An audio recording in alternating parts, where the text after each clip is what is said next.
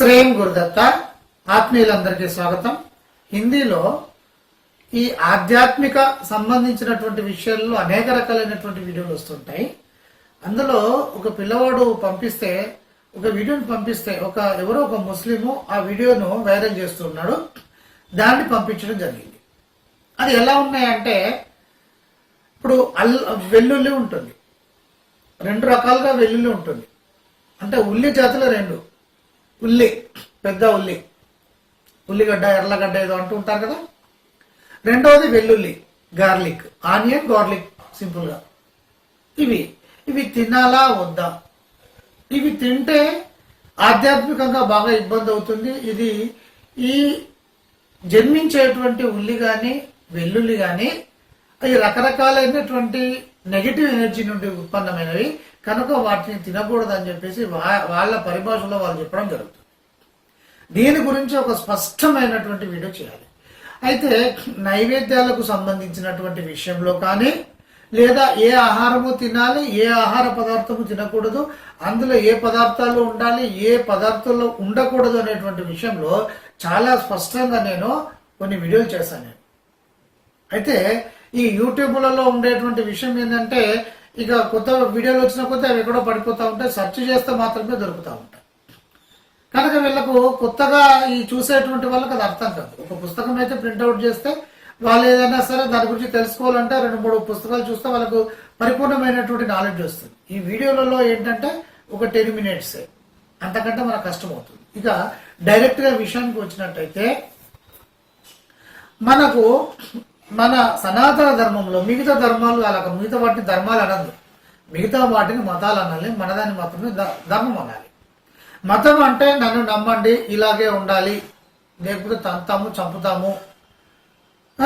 బైబిల్లో కూడా నన్ను నమ్మని వాడిని నా దగ్గర తీసుకొచ్చేసి చంపేయండి అనేటువంటి వాక్యాలు ఉన్నాయి అని చెప్పేసేసి, ఇప్పుడు గోపి సనాతన ధర్మ, అభినయ్ సేన ఇలాంటి కొన్ని ఛానళ్ళలో చాలా స్పష్టంగా డిబేట్లు జరుగుతుంటాయి. ఓపెన్గానే లైవ్ డిబేట్లు జరుగుతూ ఉంటాయి. అంటే ఇక్కడ సనాతన ధర్మంలో అలా ఉండదు. నా నమ్మకపోయినా పర్వాలేదు, మీరు మంచి పనులు చేయండి, మంచి పొందుతారు, చెడు పనులు చేస్తే చెడుని పొందుతారు, ఇంత స్పష్టంగా ఉంటుంది. కనుకనే దీన్ని ధర్మం అన్నారు. అయితే ఈ సనాతన ధర్మానికి సంబంధించినటువంటి విధానంలో 2 ముఖ్యమైనటువంటి విషయాలు ఉంటాయి. ఒకటి దైవత్వాన్ని చేరుకోవడం. ఇలా వేరే వాటిలలో ఉండవు. మేము చెప్పినట్టు చేస్తే మీకు దైవం, మీరు టెర్రరిస్టులు మాదిరిగా మారి మీరు అంటే మన మతాన్ని నమ్మనటువంటి వాళ్ళని చంపుకుంటూ వెళ్ళిపోయినట్టయితే మీకు స్వర్గం వస్తుందని ఒక మత గ్రంథంలో ఉంటుంది. ఇది చూడండి. కానీ సనాతన ధర్మంలో అలా ఉండదు.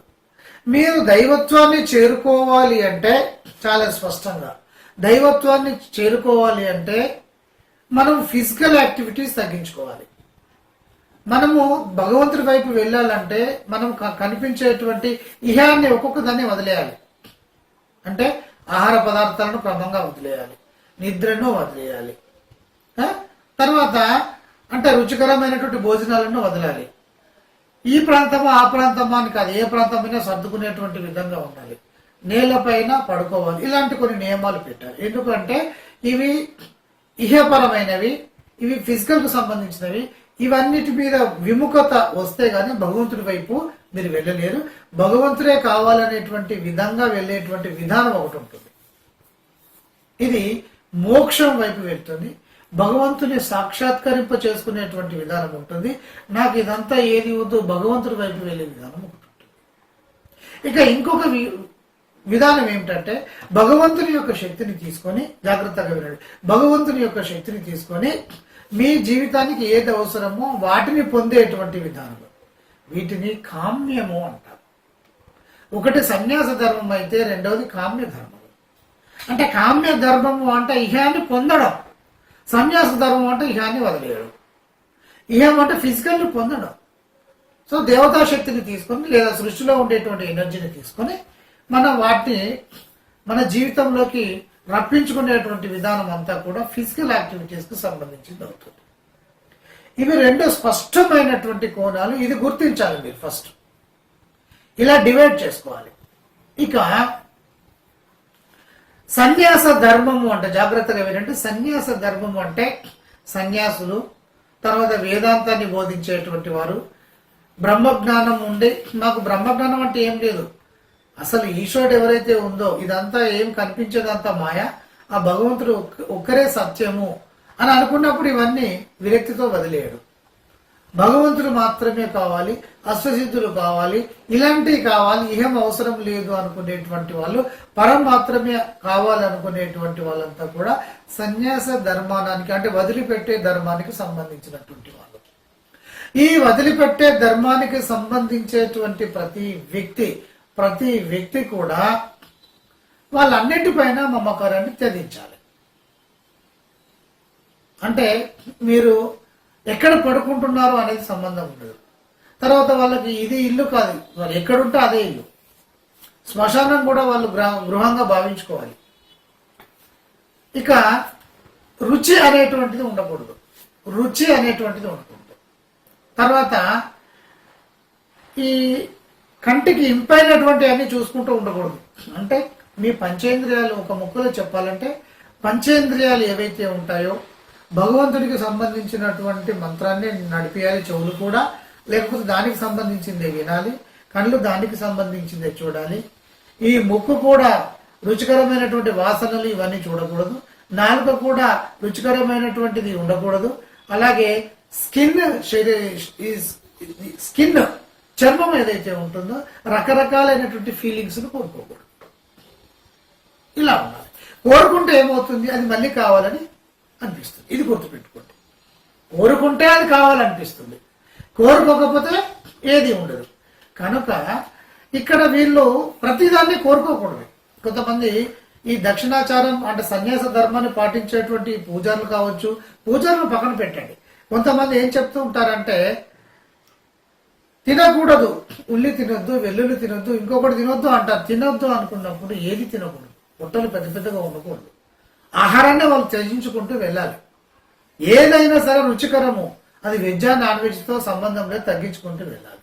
ఇది ఒకటి గుర్తుపెట్టుకోండి. ఇక వదిలిపెట్టాలి అని అనుకున్నప్పుడు, వదిలిపెట్టడం వల్ల శరీరము అనేక రకాల అంటే కోరుకోదు, నాకు ఇది కావాలి అది కావాలని కోరుకోదు.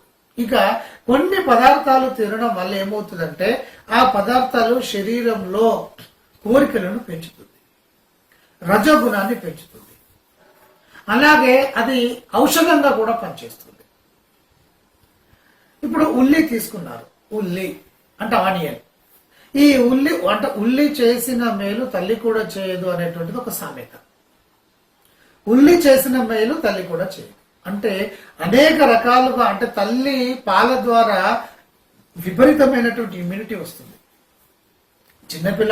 చిన్నపిల్లవాళ్ళు అనేక రకాలైనటువంటి వ్యాధుల నుండి బయటపడడానికి మూలం ఏంటంటే తల్లి పాలలో ఉండేటువంటి ఇమ్యూనిటీ.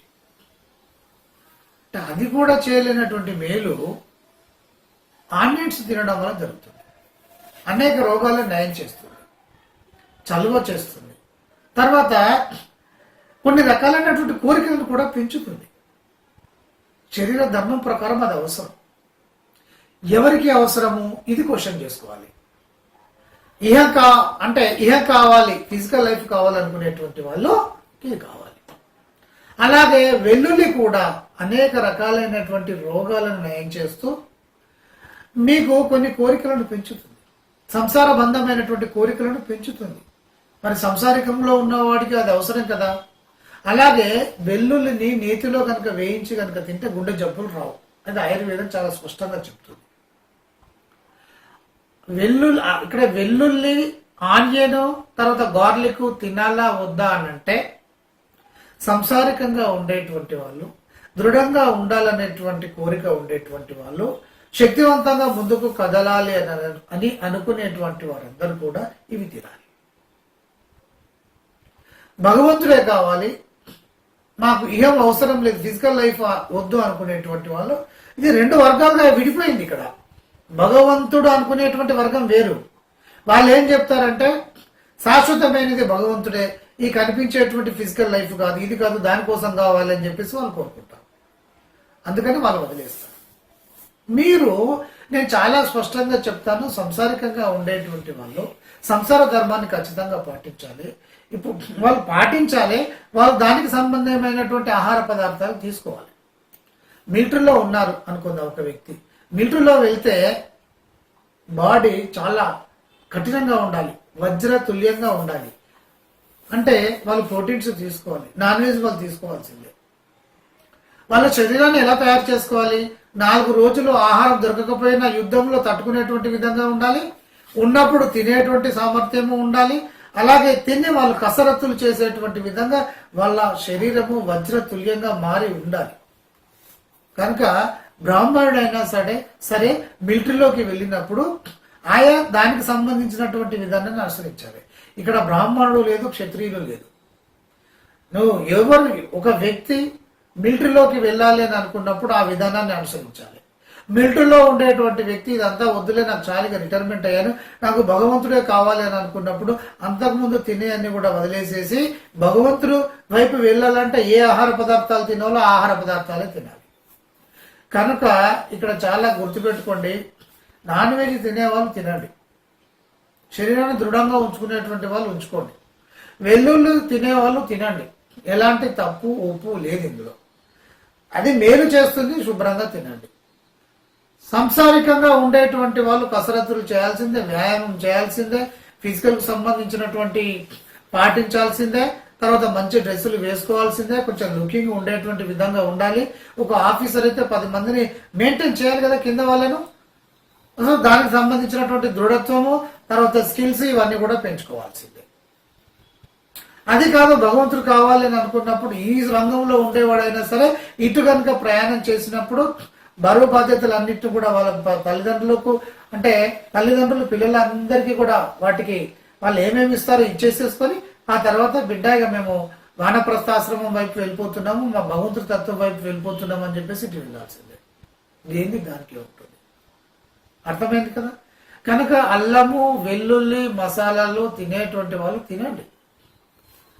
అయితే మనకు తెలిసిందే కదా అతి ఎక్కడైనా కూడా ఇబ్బంది అని, ఎక్కువ ఒకటే ఆహార పదార్థాన్ని తినుకుంటూ వెళ్ళిపోతే శరీరం ఇబ్బంది అయ్యేటువంటి ప్రమాదం ఉంటుంది. కనుక మీరు చక్కగా ఆయుర్వేదాన్ని పాటించండి, ఏది ఎంతవరకు తినాలో అంతవరకు బ్రహ్మాండంగా తినండి.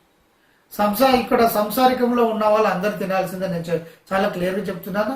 వెజ్ నాన్ వెజ్ క్షత్రుడిలాగా ఉండాల్సిందే, అంటే ప్రతి వ్యక్తి కూడా క్షత్రుడే, ప్రతి వ్యక్తి కూడా స్ట్రాంగ్ గా ఉండాల్సిందే, ప్రతి వ్యక్తి కూడా వ్యాపార మెలకువలు ఆర్థిక సంబంధమైనటువంటి తెలుసుకొని ఉండాల్సిందే, ప్రతి వ్యక్తి కూడా జ్ఞానాన్ని సంపాదించాల్సిందే, ప్రతి వ్యక్తి కూడా శారీరక శ్రమ విపరీతంగా చేయాల్సిందే. అలా చేస్తేనే ఆ శరీరం సరిగ్గా ఉంటుంది, కొంతకాలం జీవించగలుగుతాడు. ఇప్పుడు అందరికీ అర్థమైంది కదా, ఏది ఎలా అయినా కూడా మనం అనుసరించవచ్చు. మీరు ఆనియన్స్ గార్లిక్ తిన్నంత మాత్రాన అది తప్పు కాదు, అది రైట్ విధానాన్ని బట్టి మనం చేయాలి. ఎవరు ఏమన్నా కూడా దీన్ని బాగా నేను చెప్పినటువంటి వీడియోని వీటిపైన ఇంకొక 2-3 వీడియోలు కూడా ఆల్రెడీ చేశాను, ఒకసారి చూసి ఒక జ్ఞానాన్ని పెంపొందించుకొని ఎవరైనా ఉంటే ఇది కాదు ఇదని మీరు కూడా చెప్పేటువంటి స్థితికి రావాలి. అందరికీ ప్లీజ్.